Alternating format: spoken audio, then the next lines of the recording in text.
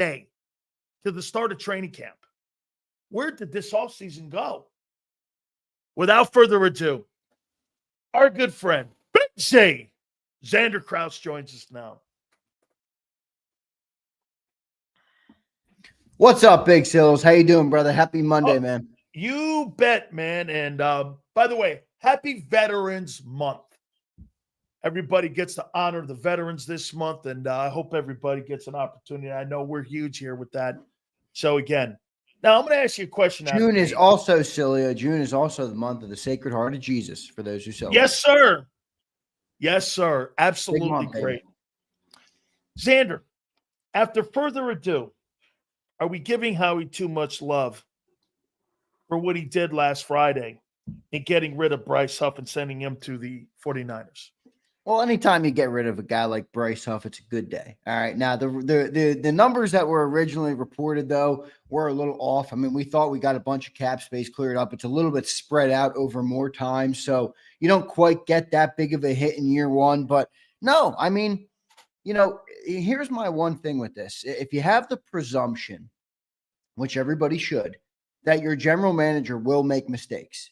They will not be perfect. No matter if you're the Yankees, the Eagles, anybody in any sport. If you have that presumption, then the next best thing to have is somebody that knows how to correct those mistakes better than the rest of the pack.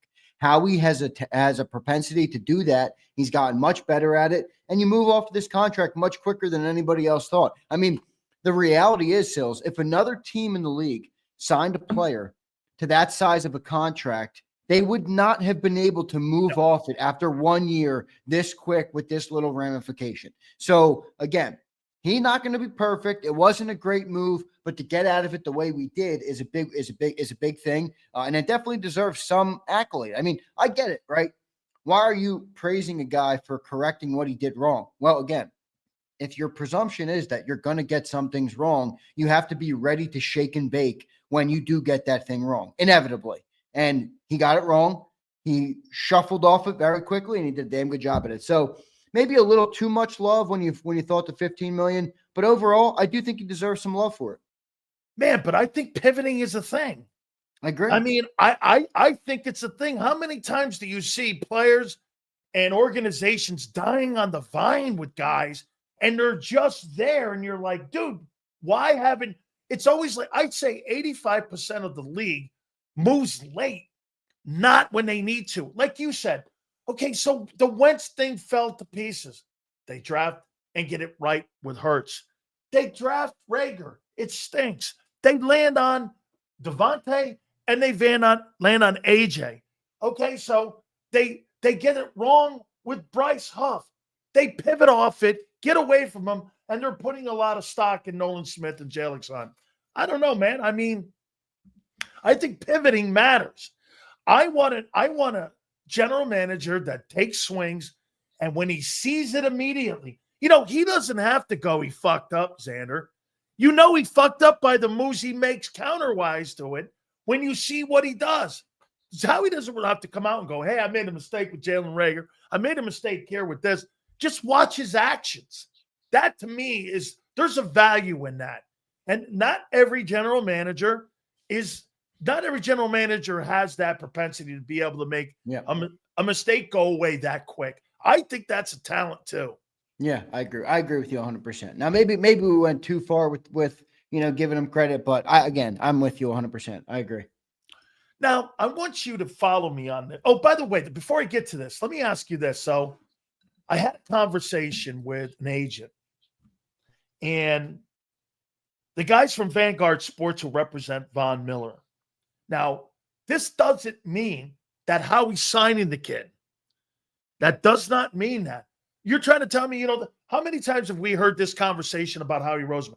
He calls every general manager every single month, and he finds out what market value is, who's available, who's not available. Maybe there's a kid down from 40 down on a 53-man roster. They're always looking to try to find a deal, like you say, a C.J. Gardner-Johnson, or whether it's a Zach Bond or what have you. All right.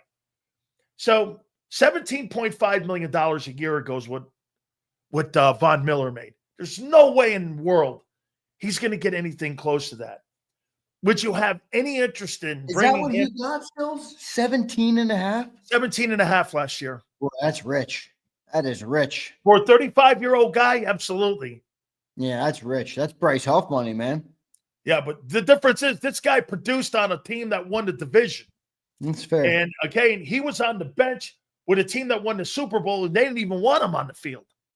So there's a difference here. Now, if you're bringing a guy like that in for $5 million, would that be something to take a look at? To at least, can you imagine Von Miller in a room with Nolan Smith and Jalix Hunt? And remember, he played for Vic from 19 to 21 when Vic was the head football coach of the Broncos. Yeah, I think $5 million makes sense because you're also getting, and I try not to put the mentor box on players because I understand, like Joe Flacco, I'm not sure if anybody heard him talk about this. He's like, I mean, I get it's inevitably a part of it, but that's not my job. Like I'm here because I believe I can be a football player, and help this team win. And that comes first. But I do think having a guy that's been that's that experience, that has that type of, ability and has obviously been around that long would help, especially two younger players and Jalix Hunt and Nolan Smith. Just a good leader by example, right? I mean, see how he does business, see the way he handles himself. How does he take care of his body at 35 years old? What are the things he does, differently to set himself apart from the packs? Those things. I think it could be worth it for that. I don't know what you're going to get on the field, though, Sills. I really don't. I mean, I don't know how much. Well, he did have 6.5 sacks last year. I mean, and it was more in a role where he was in and out a year ago. Yeah, but remember, this defense that we ran isn't really sack conducive. Like our leading sack guy had 8.5 last year and we had the best defense in football. So like sacks are not a prerequisite for our defense to be good, right? It's the other way around. They can be an added bonus. They can be icing. They can be sprinkles, but they're not needed for us to thrive in the defense we're running. So I try not, I mean, that stat, what does that stat mean? I don't know. Can he play the run? Can he set the edge? Can he do the things that Nolan Smith does well, even though he's a little bit of a smaller edge rusher? I don't know. I mean, can Vaughn still do that at 35?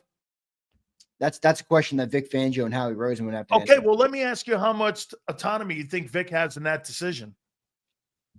A lot. If Vic wanted him, do you think Howie would sign him? Yep, I do. He wanted Huff gone. Howie paid $18 million to a guy last year, and Vic Fangio said, I don't want him. And $9.5 this year to go away. Right. Howie said, I need Zach Bond. Howie paid the biggest linebacker contract he's ever paid in his life. I want 2 corners last year. Cooper DeJean. Now, I don't know if that's how it went. I'm just using it as an example, though. I mean, this year, I like Jahad Campbell. I like the versatile player. Boom. Spent your first-round pick on him. I mean, it's clear that Vic Fangio has the ear of Howie Roseman, and rightfully so. I mean, he look at what he did with the defense last year. There's not many coordinators that would have made that particular group of players the number 1 overall defense. He did. So he's earned it. I'm not saying it's a bad thing. I'm just calling it what it is. I think it's a good thing, honestly. I think he's helped Howie or helped the front office pick better defensive players. What if Vic wanted if he wanted Justin Simmons and say a Von Miller on the team to add to the group and to the young football team and veterans like that, what did we say? Almost everybody on that team outside of Reed Blankenship and Zach Bond is 24 or under or 25 and under. You put veteran guys like that out there. And again, you're right with one aspect here. How much is in the gas can left? Now, my question would be, what's left in the gas can versus what do I have in my locker room? If I have a guy like a Von Miller, who I'm going to get a 70% Von Miller compared to what Von Miller used to be, and I turn around and look, 70% is better than anything I have in my room right now, I'm going to look at the price tag and go, is that affordable for me on a 1-year contract to bring that guy in? And am I taking reps away from my younger guys? Because that's something I don't want to do either. I still think there's room to be made here, especially post June 1 here. So, again, I still think that there's some maneuvering to go around. I got to throw this off you here, Zander. Boy, when I heard this made me pause here a little bit. And I disagree with a lot of people that are covering this story. I think this is going to be a bigger deal. Andrew Brandt, who's the former general manager of the Green Bay Packers, who has been on our network a bunch of times. He's really well respected. And he was bringing this up, and he pointed it out to the commissioner. And last week, this was the commissioner's words in an email that went around the league. The NFL commissioner believes there is widespread speculation and concern within the league that the Eagles are using the voidable years and cash over cap strategies to manipulate their salary cap.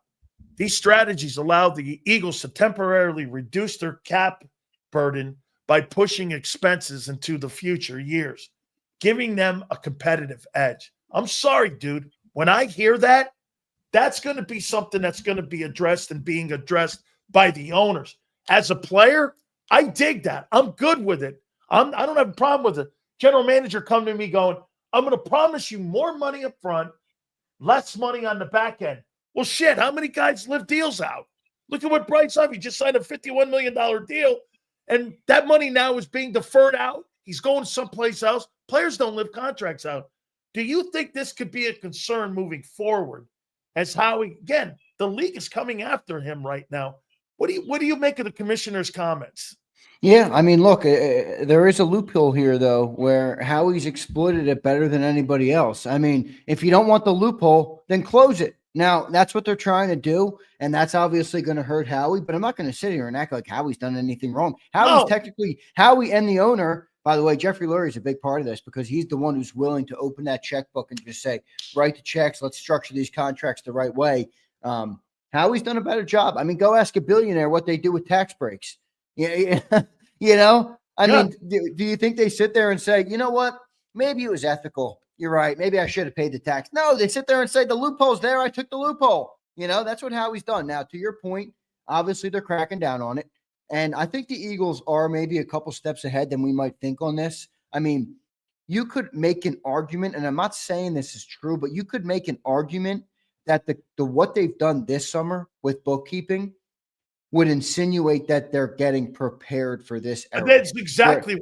That's exactly where they've moved on from other from contracts that they don't want. They've gotten all younger guys that are really foundational pieces, or at least identified as that right now.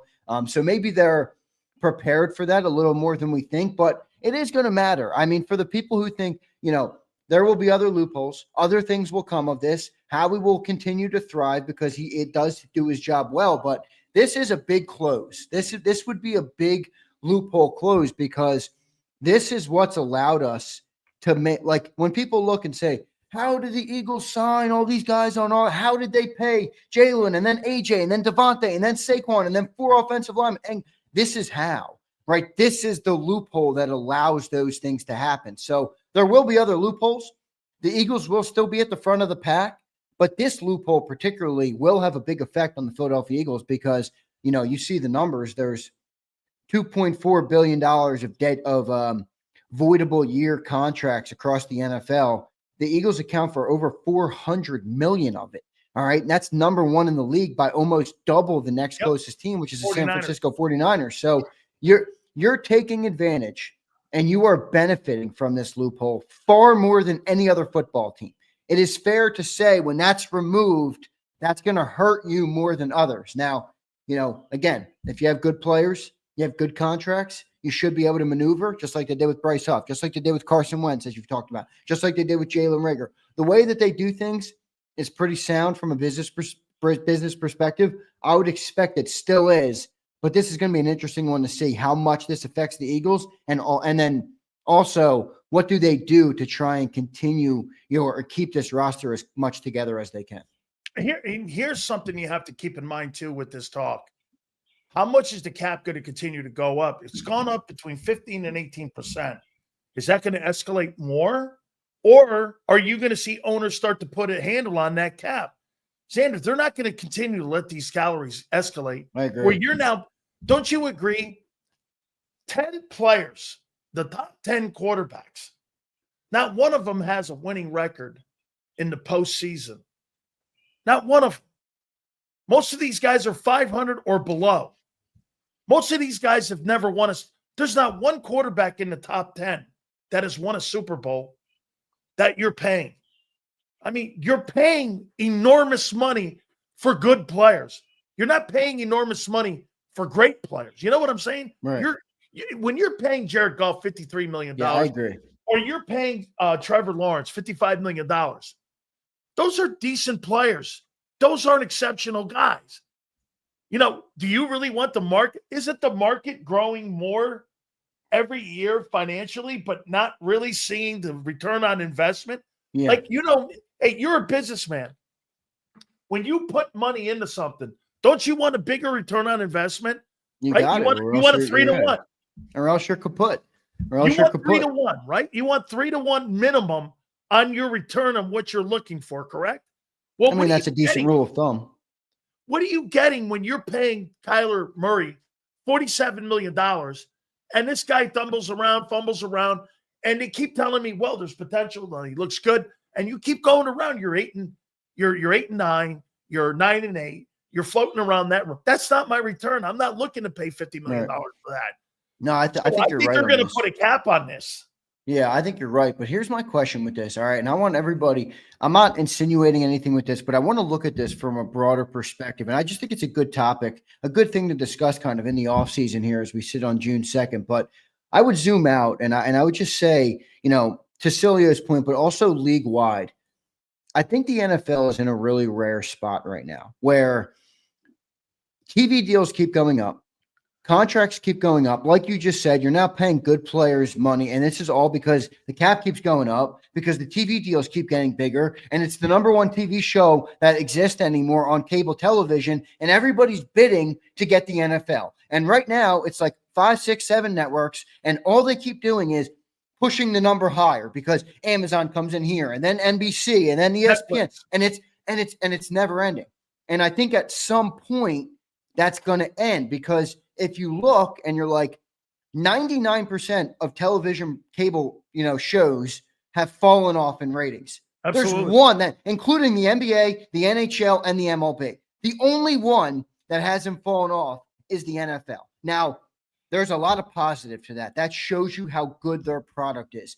But it also shows you they are the exception and not the rule. And the minute one thing goes wrong, or the minute one company doesn't get the return, or the minute things slow down a little bit, or they make a bad PR move, whatever the case might be, that crutch isn't as solid, as it once was. And I wonder if the owners might almost force something in, basically, to kind of put the cap on this, like you've put, because I think the growth right now, while so impressive, is slightly unsustainable. I mean, Sills, we paid Carson Wentz a max contract. He was the highest paid player in the NFL.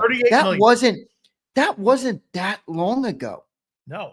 That was 30, I think it was 32 or 33 or 34, 5 million, somewhere in there. Was it 38? I mean, we're getting $60 million deals 5 years later.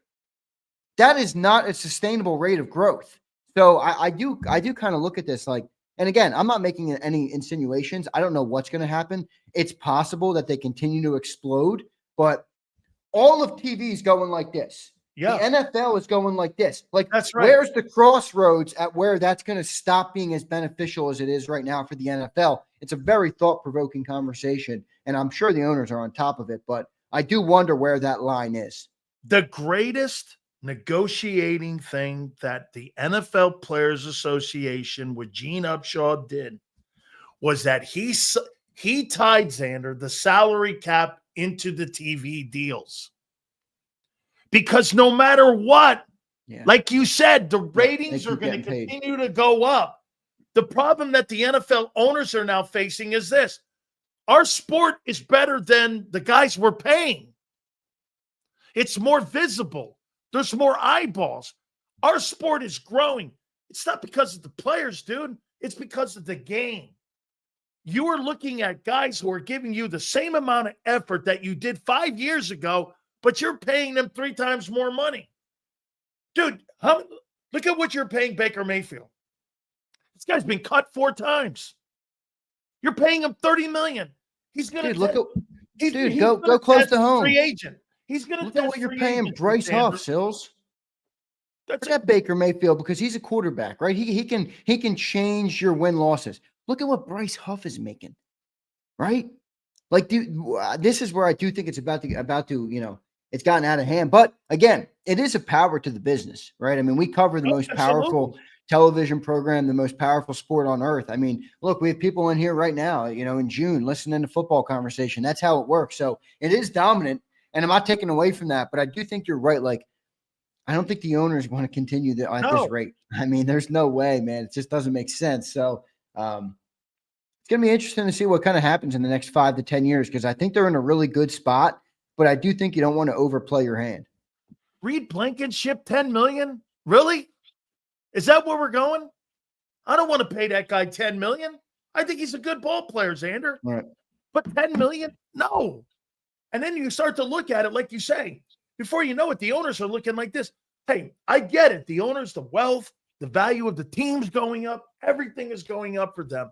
But they're business dudes, dude. They're not going to continue to pay marginal players or really good players exceptional money.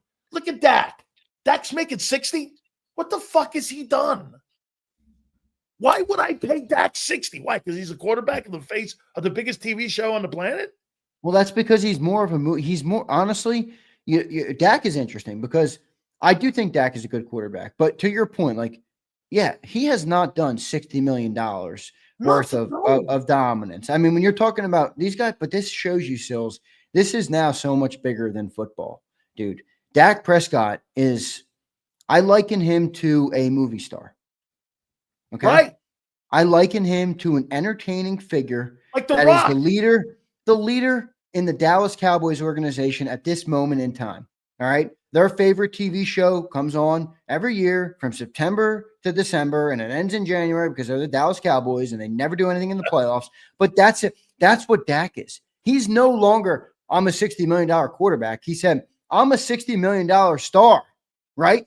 I'm a $60 million figure, media mogul, personality, face of a franchise, quarterback of the Dallas Cowboys. He's playing a role, and the NFL has gotten to that point where, they have negotiating power there with how big of a brand they give players forever. Like I would say to you now, players that play in the NFL and achieve max contract deals, they have a much better chance, and I'm sure there's statistics on this, but they have a much better rate of success post-NFL career than what it was 20 or 30 or 40 years ago, because the exposure that they have, I mean, exposure is money. We all know that. The more views we get on this show, the better the show is doing. Exposure is money.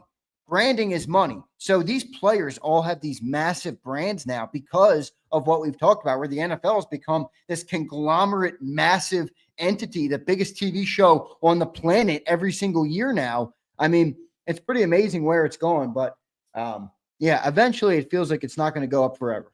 It's not. Brady just signed a 10-year, $375 million contract with Fox. To be a color commentator. To be a commentator, he's making more now than he ever made as a professional football player in the history of his career. So, I mean, to your point, look at Tony Romo. Look at Troy Aikman. They're making more money now than they ever made in their entire career. I think the NFL owners, you see the commissioner doing that, Zander? The next CBA, and by the way, don't tell me about 2030. The NFL owners can rip anything up at any moment and renegotiate on the drop of a hat. If they think this thing, and I think in the next 2 years, you're going to start seeing more of a controlled cap and more of a controlled environment with salaries.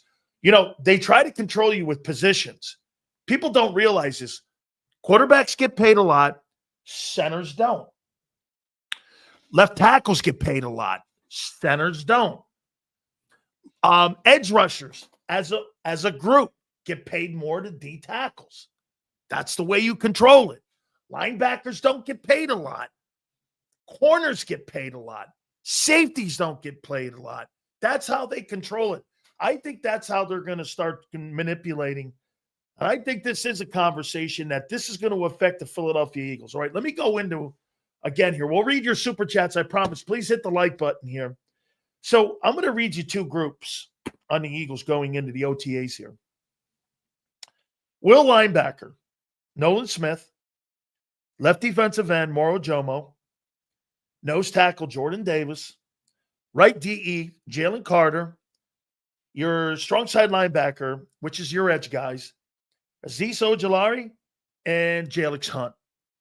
Now, look at the secondary. Left corner, Q. Your safety is Reed. You got Sidney behind him.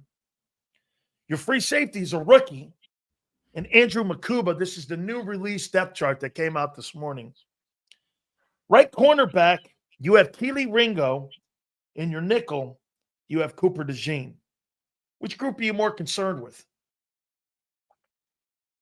The edge rusher room is really light.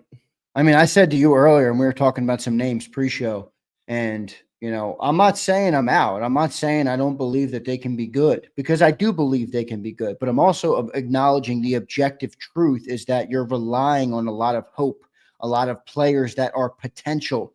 As Sileo always says. Sileo always says potential is a bad word in my book because it means you haven't done it. And we have a lot of that right now at the edge rusher room. I mean, just a reality. And I said to you pre-show, none of these names excite me, Sills, because I almost feel like they backed themselves into a corner where if the guys they have in the room don't work, they're not going to be good. So, I don't think you have the options now with what's available on the market. If you're not going to go for a guy like a Trey Hendrickson or a TJ Watt, how the heck are you going to, be good? And I don't see that right now. Like you said the names, 36-year-old Von Miller, Zadarius Smith, Carl Lawson. I'm sorry, but those are Robert Quinn's. Maybe worse. Robert Quinn had 14 sacks a year before we got him. All right. I almost feel like we're past the point of where we could have got a guy, and now you need the guys in the room to be good or to work out. Boy, this secondary is, to me, really a huge question mark. I mean, Makuba, Keeley, and the heart of your football team. And let me say this to you too: if you don't get the defensive line play that Milton and Josh gave you, remember Moro Jomo was a rotation piece. Now he's going to be asked to be the centerpiece. Who's your rotation guy? Is it going to be Ty Robinson? That's another question mark. I don't know what I feel more concerned about. I wonder what the Eagles feel more concerned about, because I'll tell you what, in the draft, they were looking at all kinds of safeties. What told me a lot about how they looked at their secondary, Zander, by the visits they had. Look how many visits they had with guys at corner and safety when they were pre-draft guys, right? They were looking more at that position than they were looking at the edge room. And so you're right with the edge room, but I think this secondary, man, Keely Ringo and Adoree Jackson are going to fight out for a corner spot. Holy cow. Boy, are you really hoping. Again, that's a hope battle. The Makuba kid over Tristan McCullum? Gee, what kind of battle is that? Reed, I'm good with. Q, of course, and Cooper. Look, I think you can get away with Nolan Smith and Morrow. Azeez is the problem in the depth. You're right. But the interior of the defense, I'm going to be still pretty good with more. I'm okay with Moro Jomo and Jordan Davis and Jalen Carter and Zach Bond behind them. And I get what you're saying on edge. But boy, that secondary, I see a lot of holes there, dude. A lot of question marks. I think they got more concerns on that secondary. I think you make a good point. I think it's kind of a push, right? I mean, both of them are a little bit of an issue. Now, both of them could work out. Makuba could be a great player, but it's a big ask to have a rookie step up and be the kind of guy that Cooper DeJean or Quinyon Mitchell was last year. So that's going to be an uphill battle. And Sills, you saying all those names just made me think about, I'm not sure if you caught it this morning, but we kind of ran through some names on defense. I mean, we have drastic change coming to the Philadelphia Eagles in the next 3 years. Now, it might not happen all right away. It might be slow and steady for the next couple of years, but just hear me out. If you keep Jalen Carter, $35 million a year minimum. If you keep Nolan Smith, it's $25 million a year minimum. If you keep Quinyon Mitchell, it's $30 million a year minimum. If you keep Cooper DeJean, it's going to be $25 million a year minimum. If you keep Blankenship, you're talking about $10 million a year. If you keep a Jomo, you're talking about if he plays good enough, you're talking about 10 plus. If you keep Jalix Hunt, you're talking about $20 million a year guy if he pans out at the edge rusher. So just, I don't know. I add all those up in your head, everybody. That money's got to come from somewhere. And then the 175 you're paying currently now on your offensive side. Exactly. I mean, the cap is going up. It's not going up $300 million in the next few years. Do you think the Eagles overplayed their hand this offseason? What I mean by that is, by all the losses. Oh, how about this? Not losses. Let's rephrase that. By creating more question marks. I think they went over aggressive on not falling into the traps that they fell into last time they went to the Super Bowl. Now, you could maybe argue they went too aggressive, but like anybody they had even the slightest question on, they've removed them. Think about it. CJ Gardner-Johnson. Geez, he's still a cheap safety for us under contract for $8 million. You don't want to keep him? No, get him out of here. Get that contract off the books. Bryce Huff, get him off the books. Darius Slay, off the book. Anybody that there was a slight question on, they moved on from, versus in the past, I feel like they went for those guys a little bit more, even after the 22 team, and I think they kind of just wanted to get out ahead of it, maybe knowing that their best chance to be back would be in 2 seasons, not 1. Now, I think they're going to be prepared to try and compete for the Super Bowl this year, but the moves they make this year does give them a good chance at building up the team for years to come. And I gave you some of the names where, they got big contracts to pay soon. So we're going to see what they end up doing, but I don't think they went too far. I just think they were really aggressive in they made a line in the sand. If you didn't fall on the right side of that line, there was no ifs, ands, or buts. They were getting you out, whether it was a trade for Kenyon Green and a 7th rounder just to clear your contract or whatever it was. So I think they were a little bit more aggressive with it this offseason, this time after the Super Bowl. Do you think they're cash strapped? No. Boy, they sure act like it. Well, I just told you the names. Or is it this? Wait a minute. Or is it this? They just want to stay disciplined. But it's not, I don't think it's cash strapped. I think it's, they know if they want to operate the way they have up to this point, they need cash. And they have, think about it. I told you, the numbers I just gave you, they were yearly contracts. What are you going to give Jalen Carter in a bag of cash and guarantees? 100 million? 120? Let's call it 50 million in guarantees for Nolan. Let's call it 75 million in guarantees for Quinion. That's 225. Call it another 75 for Cooper. That's 300 million. Blankenship's probably 20 million guaranteed. That's $320 million in cash money. Escrow, boom. So I don't know if they're cash strapped. I think to Kimberly's point, they just want to be a little bit more disciplined because they know if they want to be competitive in the future with the amount of good players they have to keep signing good contracts. And that requires money up front. We will read supers here in a second. Guys, do me a favor. Hit that like button. Can I ask you, do you know this? Doesn't winning the Super Bowl make the Eagles a lot of money, though? I know there's a lot of, a big profit share in the NFL. Does it not make them any more money? No. Nope. Nothing. Every team, nope. That's what makes the league the league. Here's what. What about, merchandise? I'm sure merchandise or something. Maybe in that. Because listen, probably. But remember this, though, Zander. Every single team shares the exact amount on TV. And this is what I always try to tell people. If you're the Jacksonville Jaguars and the Philadelphia Eagles, the Jags made more money than you last year because of taxes, because of profit sharing. Yeah. Now, you're going to make more with tickets because more people go to Eagle games and Jag games. You're going to sell more merchandise. But I think there's only 3 or 4 teams like the Raiders, the Cowboys, and I think there's one other team, the Giants, that have a separate marketing deal. Everything else is shared. It's profit sharing. That's what makes it crazy. And that's what makes Jeffrey Lurie special because he wants to win. The Bidwills don't want to win. They want to win at the cash register. They don't want to win on the scoreboard. Half the league wants to win, Zander. The other half doesn't want to win. It's just the way. I mean, you really think that Woody Johnson with the Jets wants to win? That's money, Sills. It's business. At the end of the day, we love the game, but the game is a game. All right. The real game that's being played is with the dollars and cents. Let's be real. No, get this too. In player contracts, there's no incentives for winning the Super Bowl. There's nothing. Well, there is for some players, right? Like Saquon had a Saquon had I thought $1 million bonus, or Jalen did or something. I know this. Every player that is that head coach? That's head I thought coach. there was somebody gets a bonus for going to the Super Bowl, or is that only college? They got 100. It is college.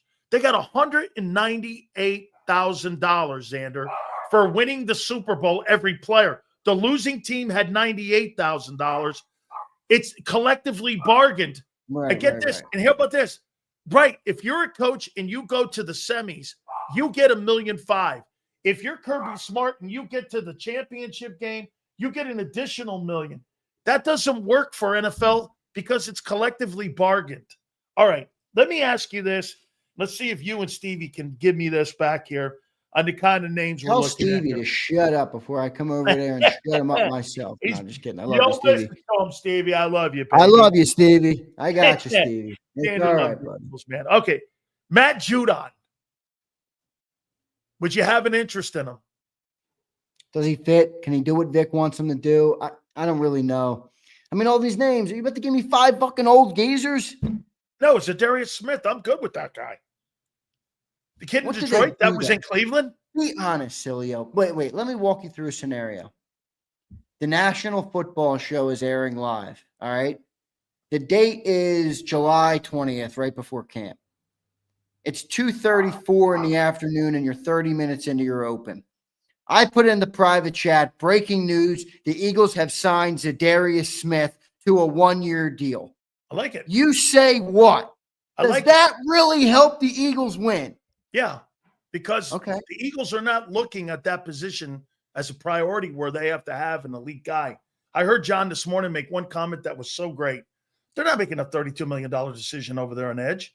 But if you want to make a $5 or $6 million decision over there to create some depth and another body that could be productive, that helps me. And by the way, does it kill me if I sign a guy to a 1-year deal at $5 or $6 million? No, as long as I don't have to give up. Remember something, why that Robert Quinn deal sucked. Remember, there was a draft pick involved with it. That's what made that deal suck. If you just signed that guy for $3 million and you brought him in and he shit the bed, I'm all right with that move. I'm taking swings again. But because there was a 3rd or 4th rounder involved in that, that's what made that deal a bad move. So when I see you come to me and you go, Jadeveon Clowney, who averages 7 sacks in his career, and he's 31 years old, and he could be here. Nolan Smith. Here, let me get that look at that. Nolan Smith. Is he 1 hit away from turning into a bag of dust, though? That's my question. At $5 million? I mean, but get this. You went $17 million, and one guy turned into a bag of Wheaties. I mean, you gave a guy $17 million. Yeah, Bryce Huff, he wasn't even a bag of dust. He was a pumpkin. He was a bag of coal. He was coal.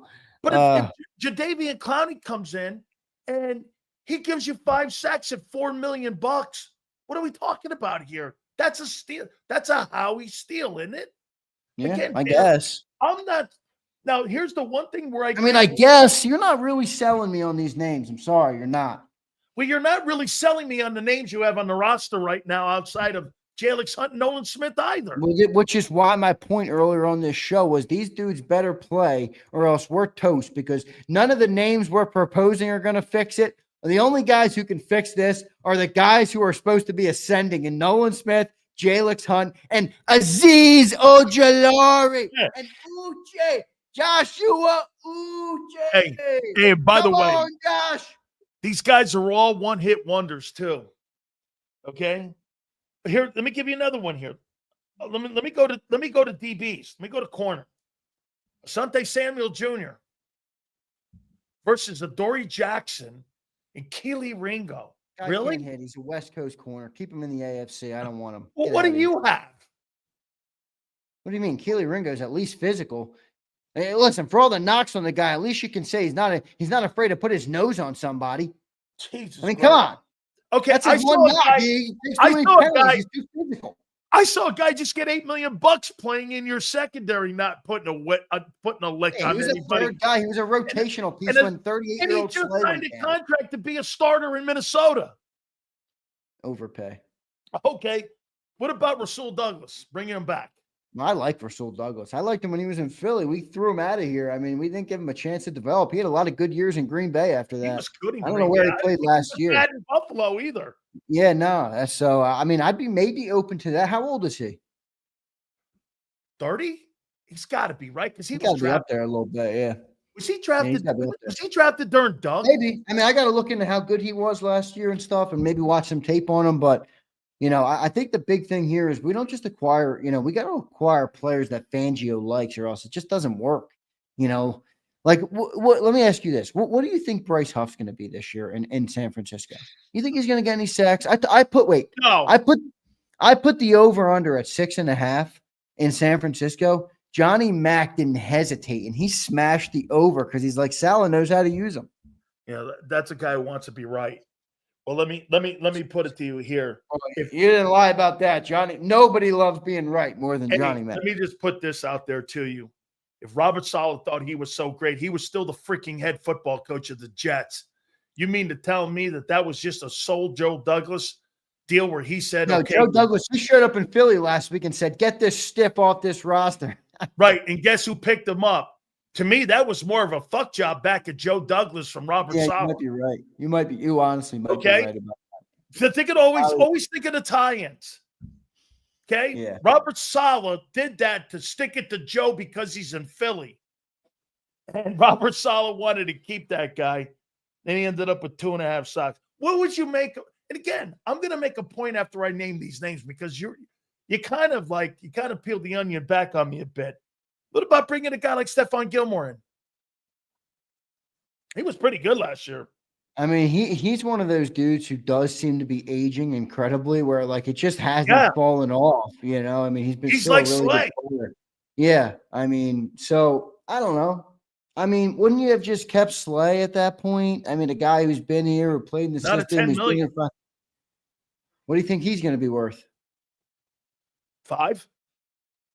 Dude, if you're here now on June 2nd, I'd make that move. 10. I'd make that move because I think that's but that's why they paid Adoree Jackson. Adoree Jackson got decent money. It was like 3.5. Well, then they're not going corner. They're going to hang on that guy. Yeah. Which I don't know, because I don't hate that. The idea of coming into this season with Stephon Gilmore, with Cooper Quinion, and having that rotation of Gilmore and Ringo and potentially Adoree, I feel much better about that. 6? Yeah. At 6, I don't hate it. Man. Actually, I might go as far as to say I like that one. How about Justin Simmons at 6?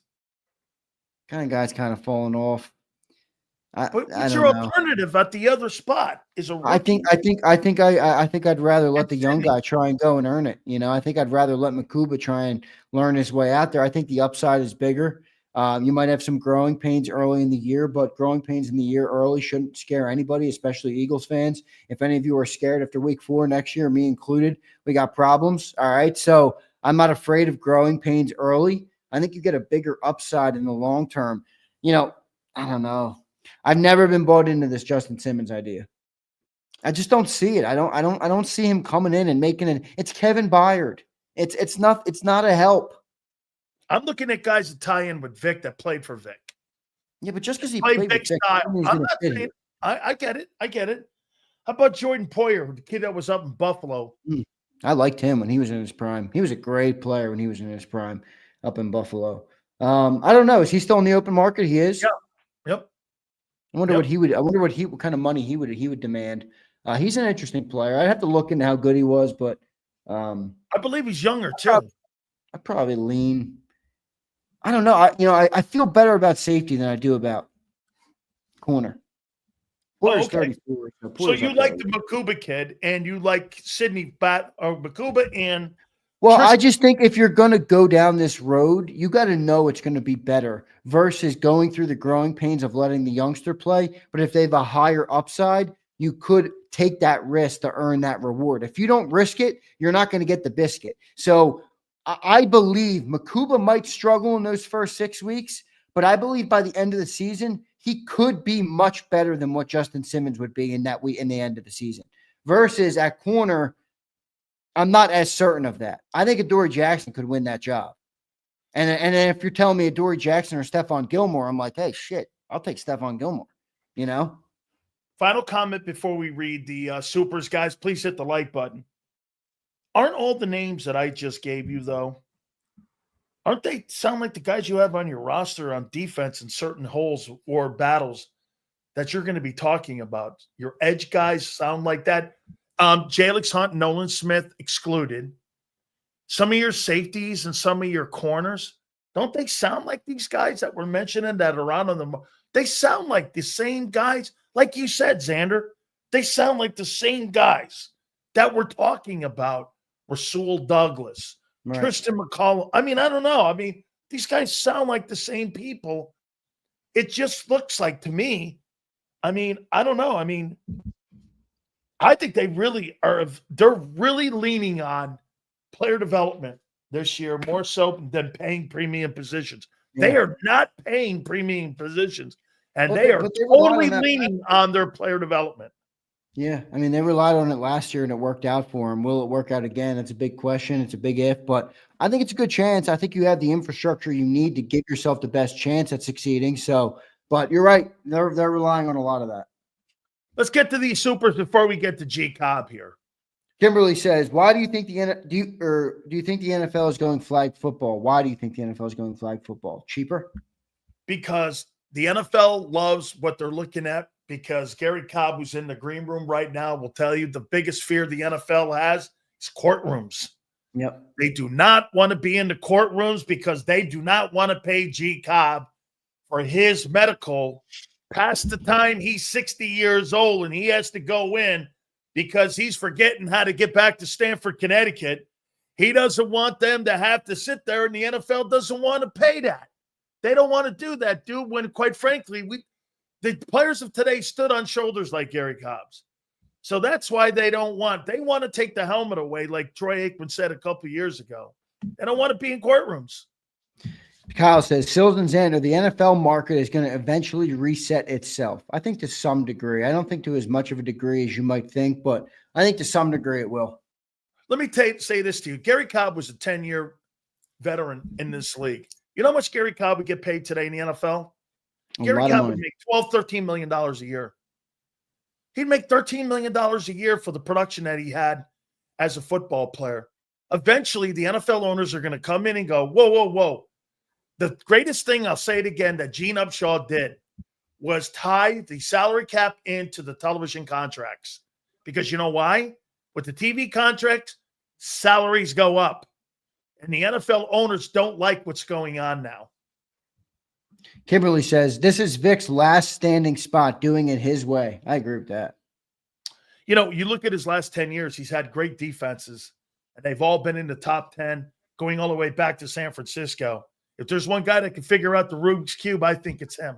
And I've never seen a coach since Howie has taken this type of control in the Sirianni era. I've never seen a coach with more impact on Howie. I think it's very evident. It's clear as daylight how much impact Fangio has. I mean, remember, Doug Peterson kind of drafted Jalen Reagor, and Howie took the brunt of that thing. So I think after that, Howie was like, I'm not really going to give much leeway to coaches. But I think Stoutland has that convo too. Yeah, where I agree. On offensive line. Well, they haven't missed many offensive line picks. No. Khaled says, Eagles' true threat isn't Detroit, it's Washington. It's true. I don't know, man. Now that Ragnow's retired, you've lost 2 O-linemen and 2 coordinators. That's a huge loss. Washington set a really high bar last year for a team that's been struggling for a long time. It's going to be hard for them to do that again. I'll say that. Kimberly says, Munden in high school played quarterback, running back, and wide receiver. Remember what Gruden said about Travis Hunter? Play on offense first so we can understand D-line better. And that's what the Jags are doing right now. He's lined up mostly at the OTAs at the wide receiver position. They'll flip him over once they get to training camp to cornerback. Yep. Last one here. Blaine Miner says, Sills and Zander, good afternoon. Sills, it's funny you mentioned Clowney earlier. He would have elevated the Eagles' defense under Fangio. Well, remember something here. Like I said, Zander, The guy was the number 1 overall pick. You've got Jordan Davis disease on him. Okay? He never lived up to being the number 1 overall pick, but he did average 7 sacks, which was more than Brandon Graham did in his career. Okay? I mean, this guy's I think been it fixes the edge rusher room. I don't think it fixes the edge rusher room. No. I don't think you need In to fact, fix I trust Jalen. I'd rather put my hope in Jalix Hunt and put him at the 2 and say, I'll die on this hill if he doesn't work. I'd rather go down that road than sign Clowney and hope that you're getting a big name and somebody that's going to be the fix-all. I think I'd rather put the stock in Jalix Hunt. Let the young man go to work and develop. I think you have a better chance there. And if it doesn't work out, I think the result is the same, to be honest. But I know who that player is. I don't know who Jalix Hunt is yet. Yeah, you don't really know what Clowney's going to be in this defense at 30. What is he, 35? 31. He's 31. He had 6.5 sacks last year. He's 30. All right, so he's 32, but that's still not bad. He's 32. He had 6.5 last year in Carolina. I don't know what Jalix Hunt is. I'm not as high on him. Abe says, can Vic become a college scout after done coaching? I'm not sure. I think he's going to hang him up. Yeah, I think Vic's East Coast, last one. I want to see Sills and J-Mac talk just to hear stop it. Yeah, J-Mac ran away from Sileo last week like I've never seen before. He got on his horse and he pedaled out of town on that thing like I've never seen anybody in my life. They always do that, and I understand why. I got it. Zander, great combo. All right, Sills, thank you, brother. You got it. Make sure you check those guys out, though, each and every single morning on Birds 365. So before I bring JAKIB up, I want to set it up. I had a chance to talk to some folks, and folks at JAKIB Sports who represent Von Miller. And I saw somebody in here say Von Miller hasn't had a sack since 2021. Untrue. He had 6.5 last year with Buffalo. Made $17.5 million, too, a year ago. The price would be $6.5 million for a guy who's going to Canton, who played for Vic in Denver. How do you feel about your edge rush room? Let's bring our friend in from Fox 29 in Philadelphia. Eagles are going through OT.